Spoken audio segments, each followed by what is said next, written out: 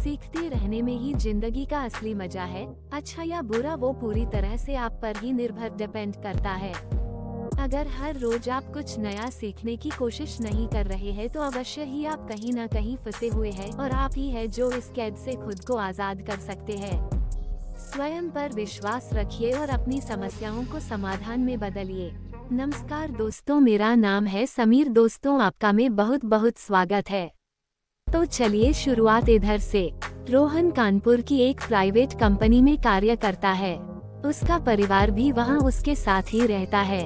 उसकी पत्नी, एक बेटा और उसके वृद्ध पिताजी। आजकल रोहन के पिता अक्सर बीमार ही रहा करते थे। उम्र अधिक होने की वजह से उनकी तबीयत लगातार खराब होती जा रही थी। रोहन ऑफिस और पिताजी की बीमारी में बहुत अधिक उलझता जा रहा था। एक दिन रोहन के पिता की तबीयत बहुत अधिक खराब हो गई। रोहन की ने पिताजी को खाने के लिए कहा, लेकिन उन्होंने इशारे से ही खाने के लिए मना कर दिया। शायद वो अपनी बात को अपने मुख से कहने में असमर्थ थे। वो मन ही मन यह सोचकर परेशान होते रहते थे कि मैं सभी के लिए बोझ बन गया हूँ। अब वो न तो किसी से अधिक बात करते थे और न ही ठीक प्रकार से खाना खा रहे थे।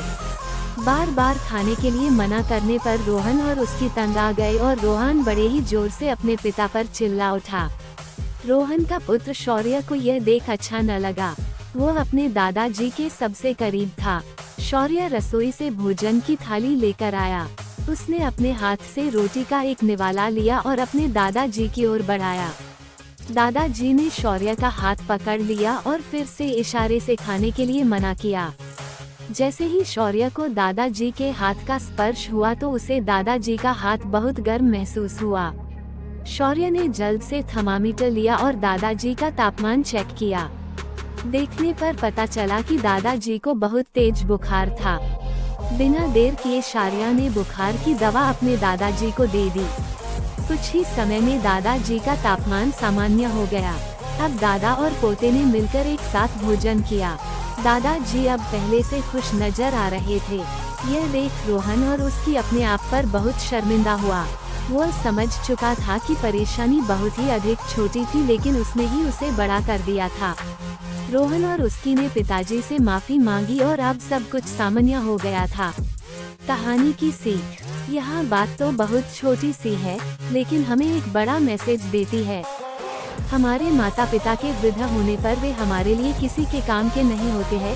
इस सोच के कारण वे हमें बोझ लगने लगते हैं। इस वजह से हम उन पर अधिकार जमाना शुरू कर देते हैं।